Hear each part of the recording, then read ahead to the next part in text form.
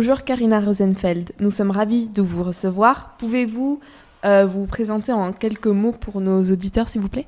Bonjour, merci de me recevoir.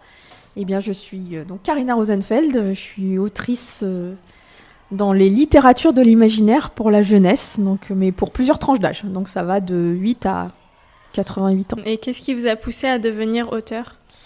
L'envie de raconter des histoires, tout simplement. J'avais plein d'idées en tête et quand je recevais des histoires, des romans que je lisais, ça m'a donné envie de raconter mes histoires et c'était par le biais de l'écriture puisque j'ai toujours été une grosse lectrice, donc j'avais le modèle sous les yeux.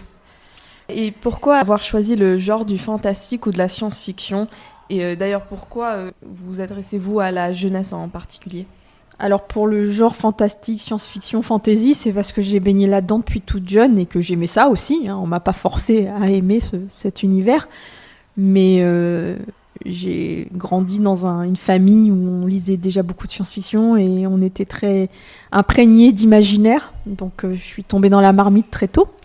Et donc comme j'aimais ça, j'ai suivi le mouvement. Voilà, et donc ça fait partie des lectures qui ont baigné mon enfance, mon adolescence et mes années d'adulte aussi. Et quand j'ai commencé à vouloir écrire, même quand j'étais petite et que j'écrivais mes premières histoires, ça a toujours été dans ce genre d'univers que j'ai eu tendance à écrire. Et depuis, je n'arrive pas à avoir d'idée pour une histoire sans fantastique, sans science-fiction. Je sais pas, je suis formatée pour ce genre d'histoire, je crois. Pour la jeunesse, en fait, quand j'ai écrit mon premier roman pour la Talente, Le Mystère Olfit, j'ai pas réfléchi à savoir si je l'écrivais pour la jeunesse ou pas. J'ai écrit une histoire comme j'en avais envie. Et quand l'éditeur m'a dit oui, mais c'est pour la jeunesse. Et donc j'ai dit ah bon. Et on m'a dit oui, c'est les héros qui sont jeunes, c'est des problématiques de jeunes, donc c'est de la littérature jeunesse. Et j'ai dit d'accord. Et en fait, du coup, j'ai été publiée en jeunesse avec ce roman de science-fiction. Et j'ai découvert tout l'univers de la jeunesse, c'est-à-dire pas seulement vendre des livres en librairie, mais aussi les rencontres scolaires, comme ce que je fais ici. Il y a quelque chose de très actif. En tout cas, en France, il y a énormément de prix littéraires qui sont organisés dans les établissements scolaires. Et donc, on est amené à aller dans les classes des élèves qui étudient nos romans. Et puis, les salons aussi. Il y a beaucoup de salons jeunesse. On essaye vraiment de raccrocher les jeunes à la lecture. Et en fait, il y a beaucoup plus de jeunes qui lisent qu'on veut bien le croire et qu'on veut bien le dire. Et j'ai découvert vraiment un univers à la fois hyper riche, hyper dynamique, avec beaucoup d'échanges avec les lecteurs. Et je m'y suis trouvée bien. Et je me suis dit que en fait, j'étais à ma place. Donc du coup, j'ai continué. Très bien. Et en tant que lectrice, est-ce que vous pensez que c'est le fantastique qui est votre genre favori ou est-ce que vous préférez un autre ? Alors pas fantastique à proprement parler, ça peut être science-fiction ou fantasy, mais c'est vrai que c'est les genres de l'imaginaire, ça c'est certain, qui englobent les trois, science-fiction, fantasy, fantastique. Ce qu'on appelle la SFFF, les littératures de l'imaginaire. C'est vrai que c'est ça que j'aime vraiment et que je lis depuis toute jeune. Je ne lis pas que ça non plus, je ne suis pas non plus monomaniaque au point de ne lire que ça, mais c'est vrai que j'ai tendance à aller plus facilement vers ce genre d'histoire et à être attirée par ce genre d'univers. Est-ce que vous avez une source d'inspiration en particulier ou... Non, pour moi, l'inspiration, c'est la vie en général. Il y a tout ce qu'on vit, tout ce qu'on voit, tout ce qu'on expérimente, tout ce qu'on ressent qui vient se mélanger, qui finit par ressortir d'une manière ou d'une autre. Et même quand on va raconter un voyage sur une autre planète, on s'inspire de la vie quotidienne, des émotions et de ce qu'on peut vivre en tant qu'être humain par rapport à ce qui nous entoure. Donc pour moi, il n'y a rien de spécial et tout en même temps qui est source d'inspiration. Vous avez un parcours éclectique puisque vous avez d'abord fait des études en géographie puis d'urbanisme avant de vous tourner vers le journalisme et enfin l'écriture pour les plus jeunes. Et en quoi ce parcours atypique a-t-il un impact sur votre écriture ? Oui, en fait, quand j'étais jeune, j'étais comme beaucoup, je ne savais pas ce que je voulais faire. Voilà. Et en plus, quand j'ai eu mon bac, à l'époque, on s'inscrivait à la fac sur Minitel, oui, parce que c'était il y a longtemps. Et en fait, ça a raté pour moi et je me suis retrouvée sans inscription. Donc il a fallu que j'aille là où il y avait de la place et je me suis retrouvée en géographie et en fait, ça m'a passionnée. Et après ça, à la fac de géo, il y avait un diplôme d'urbanisme, donc j'ai continué au même endroit. Et puis au final, quand j'ai commencé à travailler dans l'urbanisme, je me suis rendu compte que ça ne me correspondait pas du tout. Et je me suis dit, qu'est-ce que j'aime, c'est les livres. Et donc je suis allée vers l'édition et ensuite le journalisme un peu. Mais tout s'est fait un peu par hasard, tout s'est enchaîné comme ça. C'est des opportunités que j'ai saisies au vol, des moments où des choses se présentent à moi et je me dis, ok, à la fois je suis curieuse parce que j'ai envie de me dire, ça va me faire découvrir des nouvelles personnes et des tâches différentes. Et puis j'aime bien aussi le challenge. Donc je me dis, on va voir où ça peut me mener. Et voilà. Par contre, l'écriture, ça a toujours été là en trame de fond dans ma vie. Et les premiers romans que j'ai publiés, je les écrivais le soir après ma journée de travail. C'est venu plus tard quand à un moment j'avais plus le temps de tout faire et qu'il a fallu faire un choix et que forcément c'était pas très compliqué de choisir d'écrire et Après, l'impact que ça a sur ma vie, je pense en tout cas pour ce qui est géographie, urbanisme, c'est comprendre son environnement. Les études de géographie à la fac, c'est pas du tout celles qu'on a au lycée, hein. C'est de la cartographie, de la géomorphologie, de la géologie, c'est apprendre comment un paysage s'est formé avec le temps, pourquoi est-ce qu'il y a des vallées, pourquoi il y a des montagnes. Ça, c'était vraiment passionnant. J'ai fait de l'hydrologie marine, de la climatologie, donc vraiment comprendre comment la Terre fonctionne. Et finalement, quand on veut imaginer une autre planète, c'est important d'avoir des bases parce que même si on l'imagine, il faut que ça reste cohérent. Créer un autre univers, créer même un futur. Pouvoir créer un univers cohérent, c'est de comprendre déjà son environnement actuel et de pouvoir l'extrapoler sur d'autres choses. Et je pense que pour ça, ça m'aide. Après, on n'est pas obligé d'avoir fait ce genre d'études pour être capable de le faire, mais disons que ça peut être quelque chose qui peut être pratique comme bagage. Et après, non, c'est de l'imaginaire, donc il faut se laisser porter par ses idées. Et si vos lecteurs ne devaient retenir qu'un message de vos romans, quel serait-il ? Oula, alors pour moi, il n'y a pas de message. Je me considère comme une conteuse, c'est-à-dire que je suis là pour raconter des histoires. Je peux faire passer des petits messages de temps en temps. Si on les voit, tant mieux. Si on les voit pas, alors là, pour moi, c'est pas du tout significatif. Ce que j'espère, c'est que les lecteurs passent un bon moment de lecture, que je les ai fait voyager, que je leur ai fait ressentir des émotions. Après, pour le reste, qui je suis moi pour vouloir dire aux gens comment vivre, ce qui est bien, ce qui est pas bien, c'est pas du tout mon propos et je pense pas avoir les compétences pour le faire. Je suis là pour raconter des histoires et pour faire ressentir des choses. Si ça marche, c'est l'essentiel. Donc pour nos apprentis écrivains, quelle est la recette, disons, d'une bonne intrigue ou d'un bon livre selon vous ? Et de façon plus générale aussi, quels conseils donneriez-vous aux lycéens qui souhaiteraient devenir écrivains ?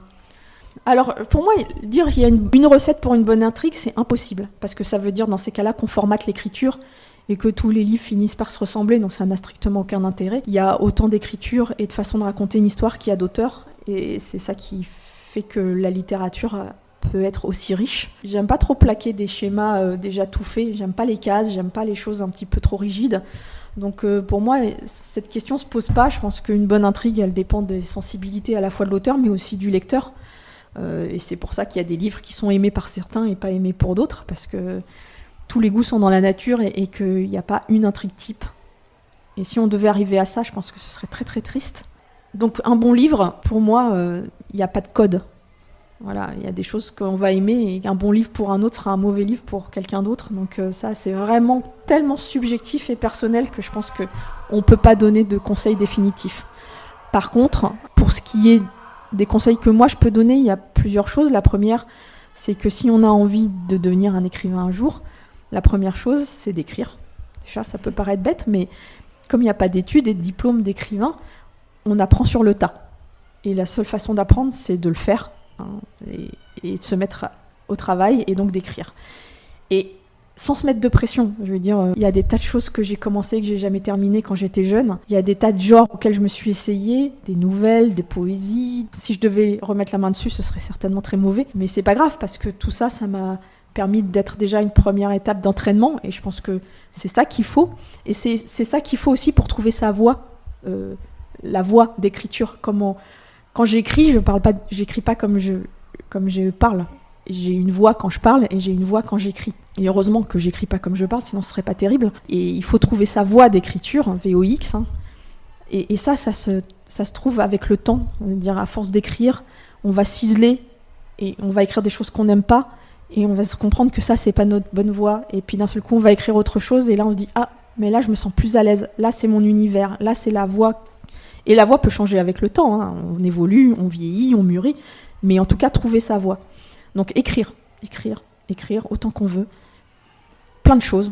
Ne pas les terminer, c'est pas grave. Et puis, un jour, peut-être qu'on trouvera la bonne histoire, qu'on aura envie de terminer et qu'on pourra se sentir capable d'envoyer à un éditeur. Mais il n'y a aucune urgence. Et voilà. Ensuite, c'est lire, forcément. Pas besoin d'être un lecteur à 200 livres par mois, hein, mais puisqu'il n'y a pas d'études pour devenir écrivain, le seul moyen de savoir comment on fait un livre, c'est de regarder dans les livres des autres.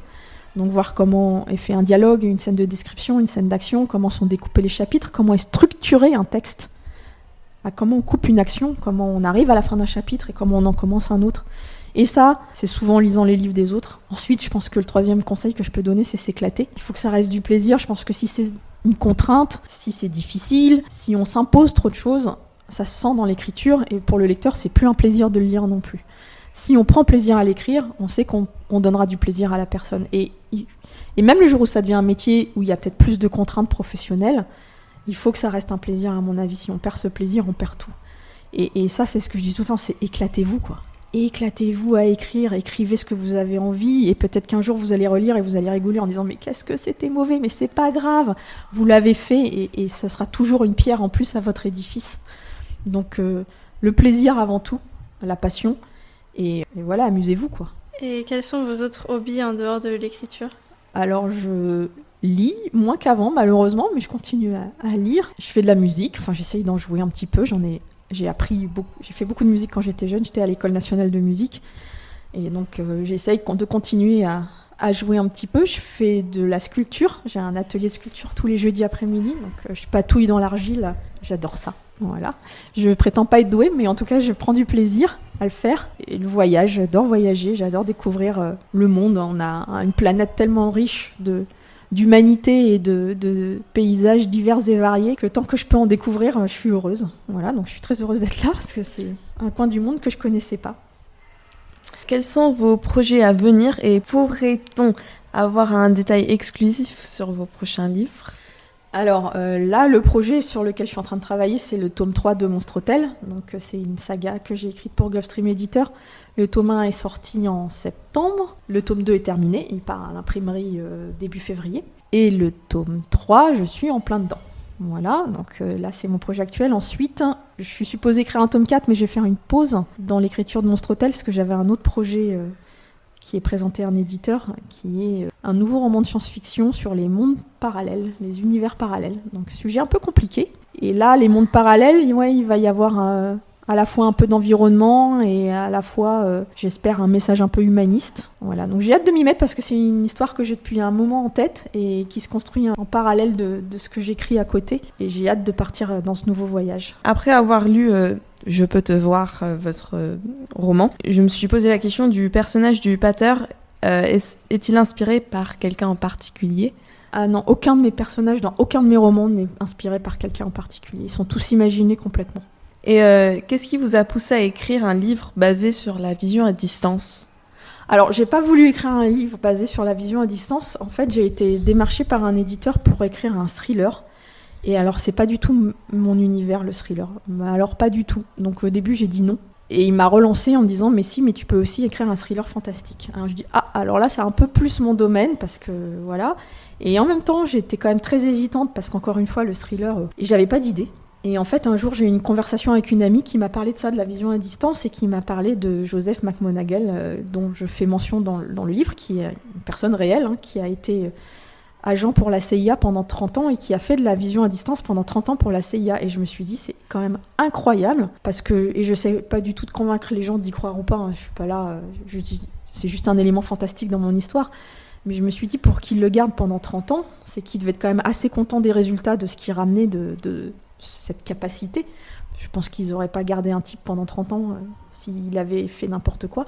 Donc ça m'a vraiment interrogée. Encore une fois, j'ai aucune opinion, je ne sais pas si ça existe ou pas, si c'est possible ou pas. Et je me suis dit, mais c'est génial. Et là, d'un seul coup, il y a tout qui s'est mis en place dans ma tête. Je me suis dit, voilà, pour un thriller fantastique, ça ferait une bonne histoire. Et donc, c'est comme ça que l'idée est née. Mais j'étais pas du tout... c'était pas quelque chose où je me suis dit, il faut absolument que je parle de ça. C'est vraiment un concours de circonstances entre le fait qu'on m'ait demandé d'écrire un thriller et le fait que cette amie m'ait parlé de ça comme ça. Et je me suis dit, mais c'est dingue. Et voilà, et tout s'est emboîté dans ma tête et ça a donné le roman. Merci beaucoup en tout cas. C'était un plaisir de vous recevoir. Merci beaucoup. Merci beaucoup.